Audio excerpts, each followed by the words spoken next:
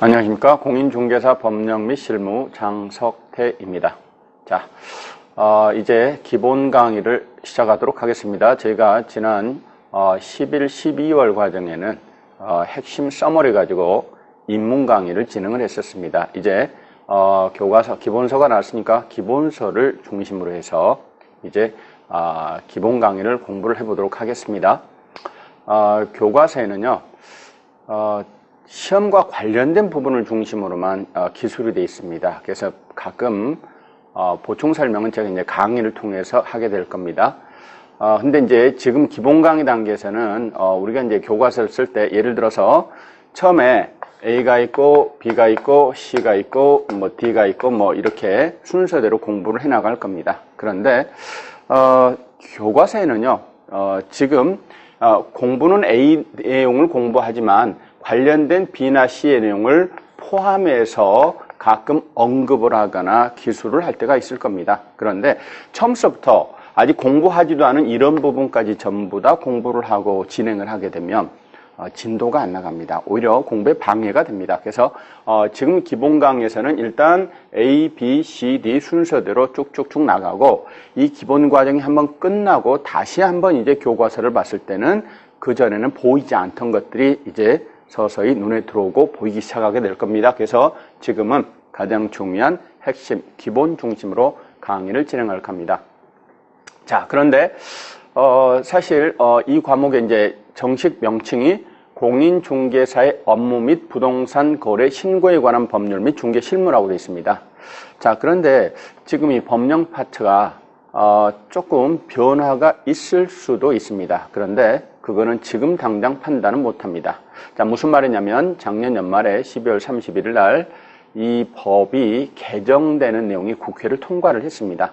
자, 그래서 법의 명칭을 바꾸는 걸로, 그래서 공인중개사법으로 법을 바꿉니다. 법의 명칭을 바꾸고 부동산 거래 신고 부분이 따로 독립법으로 따로 분리해서 독립시키는 것으로, 그리고 일부 몇 개 내용이 바뀌는 것으로 국회를 통과를 했습니다. 자, 그럼 이제 문제는 그게 과연 우리 시험범위에 들어가느냐 안 들어가느냐, 이게 중요하죠.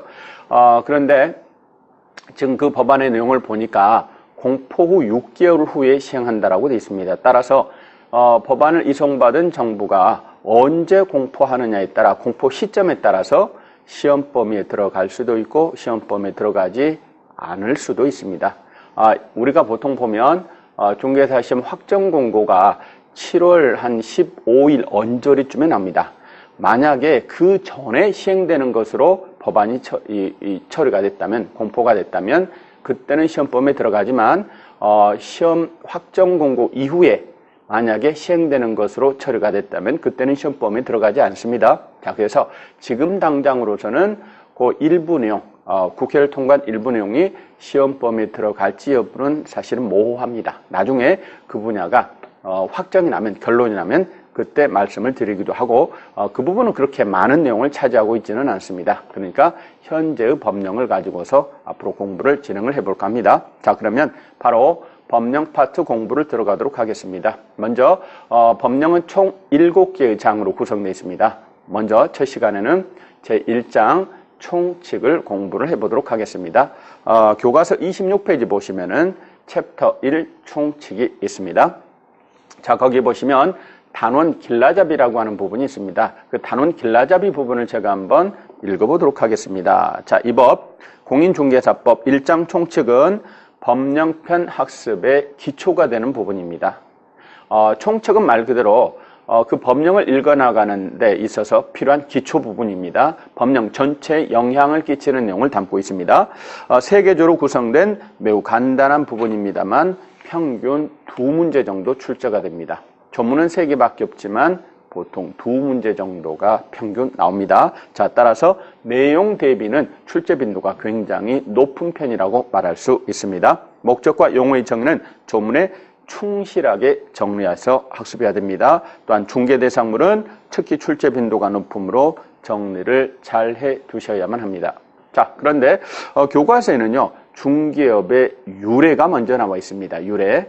원래는 1조 법제정의 목적부터 이제 나와야 되는데 유래가 나와 있네요. 자, 그런데 유래는 사실 시험에 나오지는 않죠.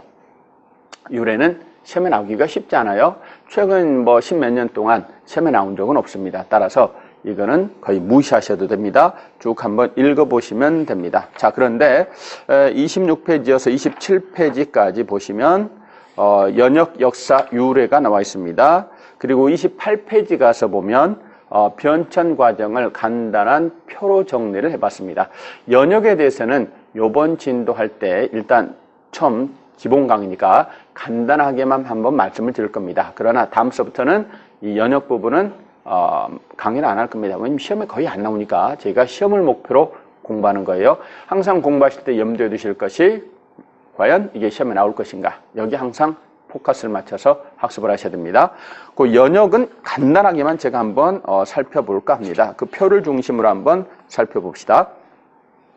지금 우리가 공부하는 게 부동산 중개업입니다. 그래서 관련된 사람이나 관련된 제도나 관련된 법제가 뭐가 있는가를 찾아봤습니다. 찾아보니까 간접적으로 관련된 사람 중에 객주라는 사람이 있습니다. 객상주인의 줄임말입니다.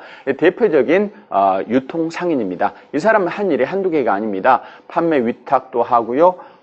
또 알선도 하고요. 또 하역도 하고 운송도 하고 보관도 하고 금융 업무도 담당하는 대표적인 조선시대 중간상입니다. 그런데 그중에 특히 객주에 붙어서 거래에 알선을 해주는 흥정 전문가가 있었습니다. 사람들 사이에 의욕하는 거래가 잘 이루어지도록 전문적 지식과 경험과 노하우를 가지고서 사람들 사이에 거래가 이루어지도록 도와주고 거래가 성사되면 거간 구전을 받아서 먹고 사는 흥정 전문가가 있었습니다. 그 사람을 거간이라고 부릅니다. 자, 그러면은 찾아보니까 이 거간이라고 하는 사람이 중개업자하고 관계가 있어요. 그러면 다양한 분야에 다양한 거간이 있을 겁니다. 그렇죠? 다양한 분야에 다양한 거간이 있어요. 포목거간 또는 뭐 당화거간, 어음거간 또는 뭐 미곡거간 또는 뭐 우거간, 다양한 분야에 다양한 종류 거간이 있습니다. 자, 그러면 부동산 분야에도 당연히 전문 거간이 있겠죠. 그래서 부동산에 사고 팔고 이런 걸 잘 이루어지도록 알선 흥정을 붙여주는 부동산 전문 거간이 있습니다. 그 부동산 전문 거간을 집거간이라고 부르기도 하고요. 또는 한자 집 가자를 써서 가거간이라고 부르기도 합니다. 또는 아예 한자마로 집 가자, 거간, 쾌자를 써서 각쾌 뭐 이렇게 부르기도 합니다.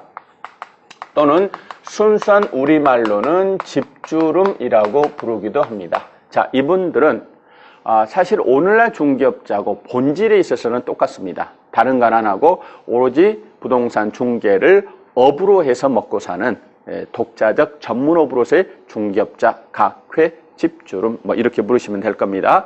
자, 그랬다가 1890년하고 그렇습니다. 93년 두 차례 걸쳐서 객주 거간 규칙이라고 하는 것이 만들어집니다. 1890년 이제 우리나라 막 개항이 되고 근대화의 맹학입니다. 이 인천이나 부산 같은 항구를 중심으로 해서 많은 객주 거간이 활동을 하게 되는데 그들이 맨날 싸워서 충돌을 일으킵니다. 안 되겠다. 분쟁을 좀 없애자. 그래서 객주 거간을 규율하기 위해서 규칙을 하나 만들어냅니다. 이게 1890년입니다. 그래서 얘는요. 어떤 의의를 하나 줄 수 있냐면 그렇습니다. 중개하고 관련된 최초의 법령이라고 말할 수 있는 게 객주거간 규칙입니다. 그랬다가 93년도에는 내용을 정비합니다. 특히 서울에서는요.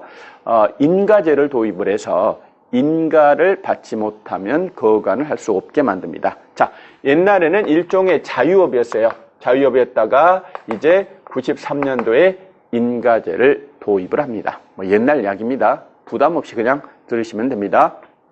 그랬다가 1910년에 한일 병합되면서 일제가 객주거간 규칙을 없애버립니다. 야, 이거 일본인들의 부동산 거래 활동 등에 장애가 된다. 귀찮다. 없애라. 그래서 없애버립니다.